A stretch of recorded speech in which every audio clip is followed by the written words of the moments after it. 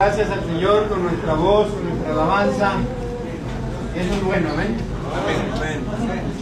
El Espíritu Santo de Dios ya hizo algo en ustedes mientras alababan. La palabra del Señor dice que donde está el Espíritu de Dios hay libertad.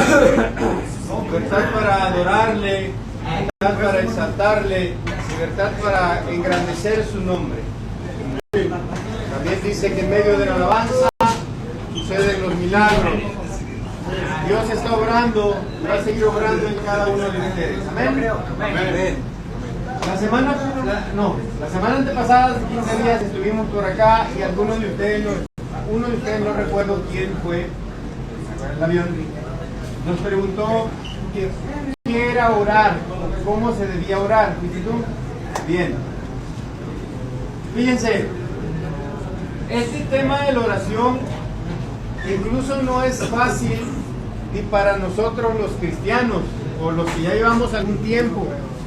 A veces nos cuesta orar, y no solo a veces nos cuesta, sino que a veces no sabemos cómo orar.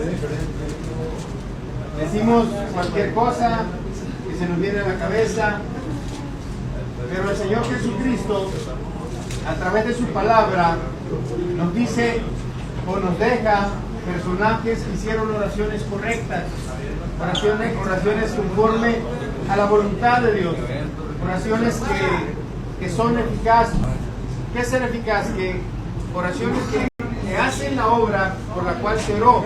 Por decir, si oramos por alguna situación en especial de alguien, y si es conforme a la voluntad del Señor, esa oración surtirá efecto, porque es de acuerdo a la voluntad de Dios. Es como el Señor le enseñó.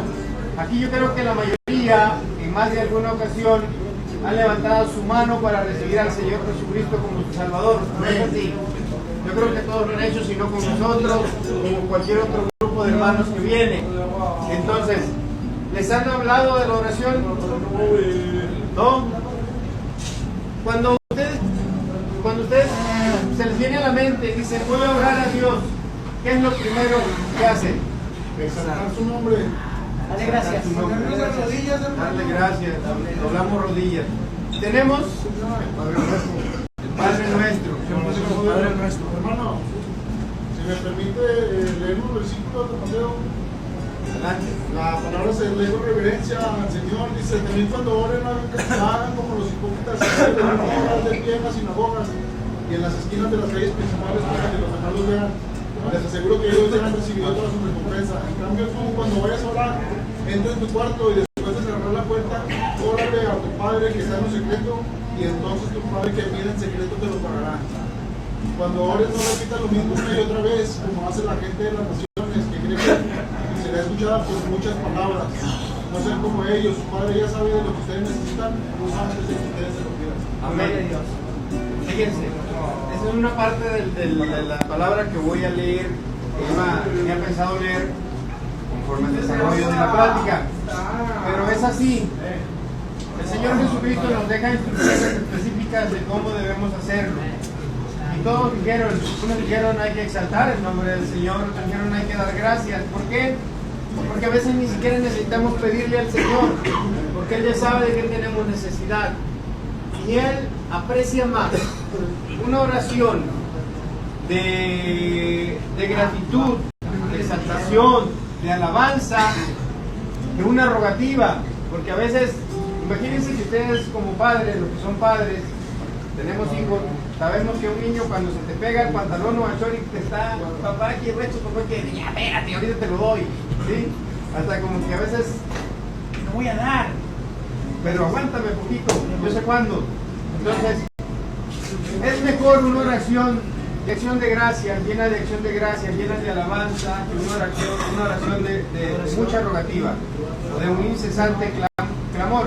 Está bien, en alguna situación o en algún tiempo es bueno clamar a Dios, pero también debes saber que debes pasar al siguiente tipo de oración. Hay varios tipos de oraciones. Ahorita decías de que no debemos orar en público ni usar vanas repeticiones, pero hay oraciones que se hacen de manera congregacional. Dios conoce el fin, de cada tipo de oración. Cuando son congregacionales, obviamente toda la congregación está en un solo sentir, está en un solo pensar y están orando por la misma cosa o por el mismo propósito. Y eso es evidente que vas a saber que tu hermano está orando, así como nosotros vamos a estar orando. Ahí no cabería el tener una idea propia, que es donde encaja lo que no debemos de hacerlo por nuestro propio beneficio. Está la congregación orando por un solo sentido. Amén.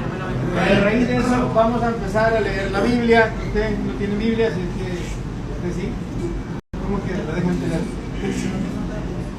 Bien. Voy a leerle unos versos. Se ora en muchas ocasiones por necesidad. Les digo, pero después de haber orado por nuestra necesidad, Dios va a responder. Hay una historia en la Biblia, en 1 de Samuel, de una mujer que se llama Ana.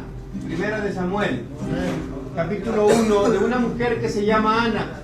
Esta mujer era estéril, no podía dar hijos, y tenía que soportar la burla de sus vecinas, de su amiga, que se burlaba porque ella sí podía tener hijos y Ana no podía tener hijos.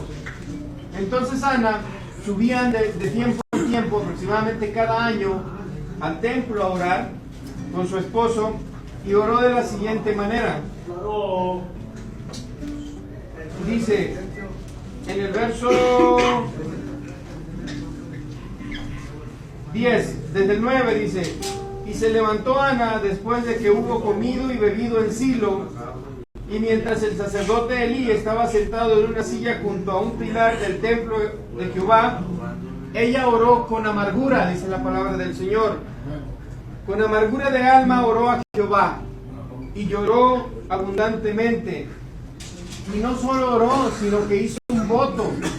Fíjense el voto que hace, diciendo: Jehová de los ejércitos, si te dignares a mirar mi aflicción o la aflicción de tu sierva, y te acordares de mí, y no te olvidares de tu sierva, sino que dieres a tu sierva un hijo varón, fíjense lo que dijo: yo lo dedicaré a Jehová los días de su vida, no pasará navaja sobre su cabeza.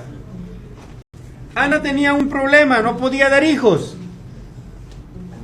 ¿Y qué hizo? Recurrió a quien debería recurrir. Igual nosotros, cuando tenemos un problema, tenemos que recurrir al único que los puede solucionar. Hay mujeres que gastan miles de pesos queriendo tener un hijo y no pueden, son estériles. Pero nosotros sabemos que el Señor Jesucristo, que Jehová de los ejércitos, lo puede hacer. Y para muestra está registrado en su palabra. Entonces, esta mujer ora al Señor y le dice: ¿sabes qué? Yo lo que quiero es saber lo que es ser madre, no irme de esta tierra sin dejar mi semilla. Y entonces esta mujer ora, como oyeron ustedes, amargamente, con amargura de alma, y lloró abundantemente delante de Jehová. Derramó su corazón, lloró por la necesidad, clamó a Jehová y hizo un voto: si tú me das un hijo, ese hijo te lo voy a dedicar todos los días de tu vida, te servirá. Y el Señor oyó su oración. Y si leemos más adelante, Dios contesta la oración de Ana. Le regala un hijo, y ese hijo es el primer profeta reconocido como profeta en la historia del pueblo de Israel, el profeta Samuel. Y desde niño ella lo tuvo el tiempo de cuando amamantan a los bebés.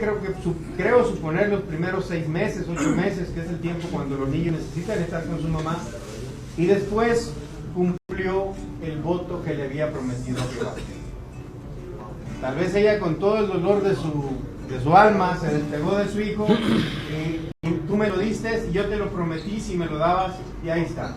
Lo llevó con los sacerdotes, y el niño creció en el templo de Dios. Y ahí creció el niño, aprendiendo de los demás sacerdotes. Pero fíjense, ¿qué hubiera pasado si Ana no hubiera entregado al niño? Si no hubiera castigado, hermano, porque no cumplió su palabra. Un voto es un voto. Dice el Señor: no prometas si no vas a cumplir. más que tu hablar sea sí o no, porque